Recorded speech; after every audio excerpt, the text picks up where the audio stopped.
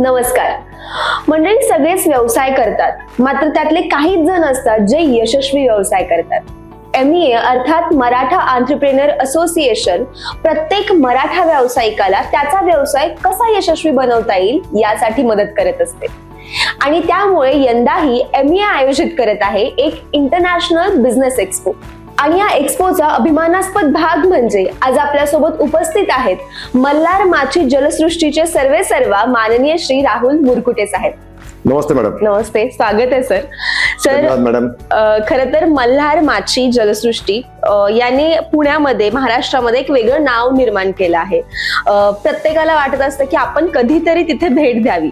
तर कशी झाली तुमच्या या एकंदरीत व्यवसायाची सुरुवात? मॅडम, आम्ही 16 सप्टेंबर 2002 ला बाणे रोडला पहिलं भैरवी नावाचं व्हेज रेस्टॉरंट सुरू केलं. ओके.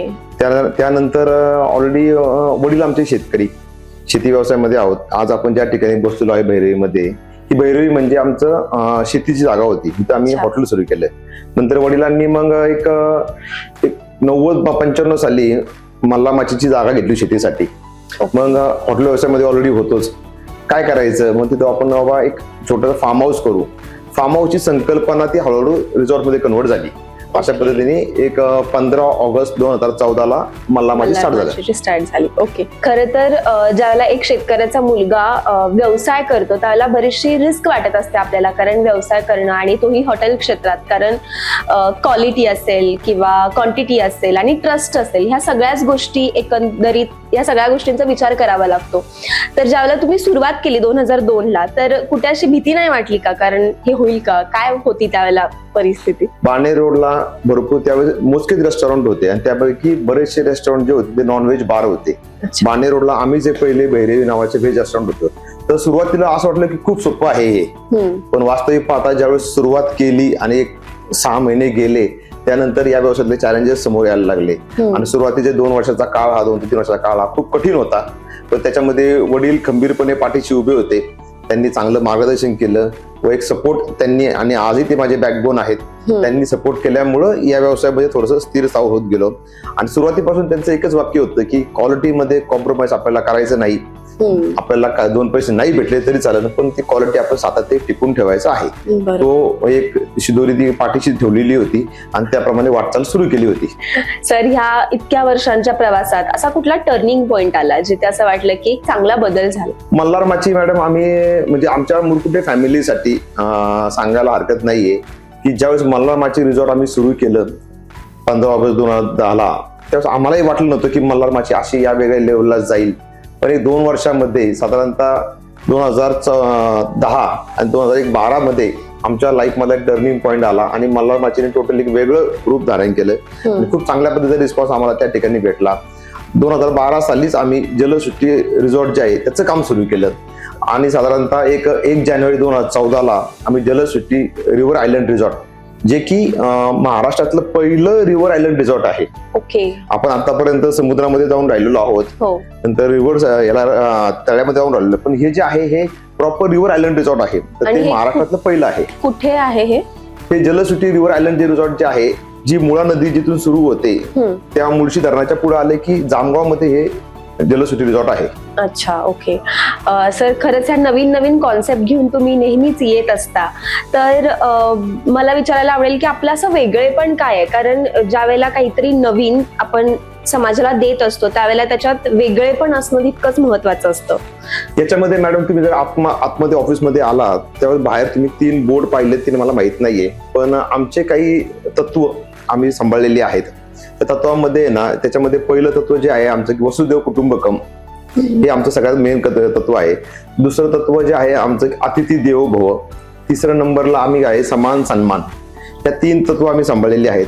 आणि आमचं जे काम आहे, हे काम करण्यापाठीमागचं पर्पज काय आहे आपलं, आपण का काम करतो, तर त्याच्यामध्ये आम्ही असं घेतलेलं आहे किंवा ज्यांना कोणाला आपण भेटणार त्यांच्या आयुष्यामध्ये आपण आनंद देऊ.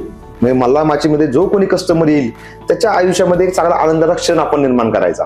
मग तो बर्थडे साठी आलेला असेल, अॅनिव्हर्सरी सेलिब्रेशन साठी आलेला असेल किंवा फॅमिली टाइम देण्यासाठी आलेला असेल. या केसमध्ये आमच्या टीमला ही माहिती झालेली आहे की जिनसे मिलेंगे उनकी जिंदगी में खुशी और अविस्मरणीय यादें लेके आएंगे. ते अनुषंगाने आमची टीम पूर्णपणे काम करते आणि त्यामुळे ऑटोमॅटिक तो कस्टमरच्या चेहऱ्यावरती एक जाताना तो स्माइली फेस असेल. तुम्ही आमचे रिव्ह्यूज पाहिले अगदी पाठीमागे जे काय सगळे लागलेलं आहे, ट्रिप ॲडवायझर असेल, गुगल असेल, या सगळ्या ठिकाणी आमचं मानांकन जे आहे 4.7 किंवा 4.8 याच याच्यावरती आम्ही काम करत आहोत. आत्ताच नुकता वर्ल्ड ट्रॅव्हल अवॉर्ड जो आहे, जो सिडनीमध्ये झालेला आहे, त्याचं देखील आम्हाला 2024 आणि 2025चं नामांकन या ठिकाणी भेटलेलं आहे मॅडम. खरंच खूप छान गोष्ट, कारण लोकांच्या चेहऱ्यावर आनंद निर्माण करणारी माणसं कमी असतात आज, आणि तोच आनंद तुम्ही देताय. अगदी. मला विचारायला आवडेल की MEA सोबत तुम्ही कधीपासून आहात आणि कसा आहे MEA सोबतचा एक्सपिरियन्स? MEA सोबत आम्ही 2014 पासून जोडले गेलेलो आहोत. माझे बंधू विश्वासजी मुरकुटे त्यांचे आणि साठे साहेबांचे संबंध खूप चांगले आहेत. ते त्यांचे मित्र आहेत. तर त्यांच्या माध्यमातून आम्ही MEA मध्ये जोडले गेलेलो आहोत. 2014 साली साठे साहेबांना मी अजून भेटलेलो नाहीये, आमच्या बंधूंचे मित्र आहेत. तर तिथून ती MEA ची सुरुवात झालेली आहे. अच्छा, आणि सर तुम्ही MEAच्या एक्सपो मध्ये सुद्धा भाग घेतला आहात, तर त्या एक्सपोची अशी कुठली इम्प्रेसिव्ह गोष्ट तुम्हाला वाटते? काय मॅडम, हा एक्सपो जर का पाहिला तर हा सगळ्यात मोठा एक्सपो आज आपल्या पुणे शहरामध्ये होतोय आणि एक अभिमानास्पद गोष्ट आहे की हा MEAच्या माध्यमातून होतोय आणि एवढ्या मोठ्या लेवलला आज आपण त्या एक्सपो मध्ये जाणं हे सगळ्यात पहिलं आपलं माझं एक कर्तव्य आहे.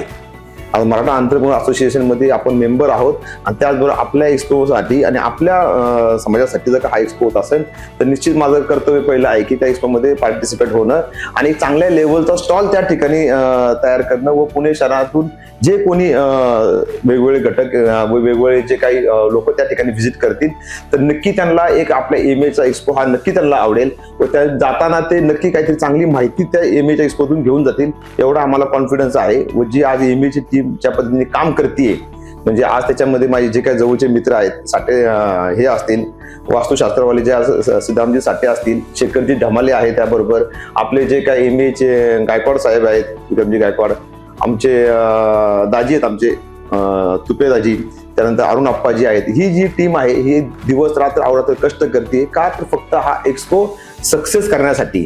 तर नक्की हा एक्सपो चांगल्या लेवलला सक्सेस होईल अशी आम्हाला सर्वांना खात्री आहे. सर तुम्ही ह्या इंटरनॅशनल बिझनेस एक्सपो मध्ये भाग घेतलाय, तर इतर उद्योजकांना तुम्ही काय आवाहन कराल?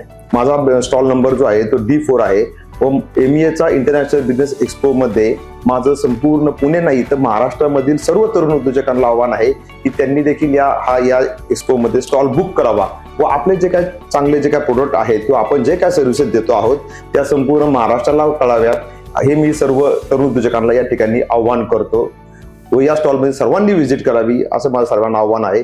धन्यवाद.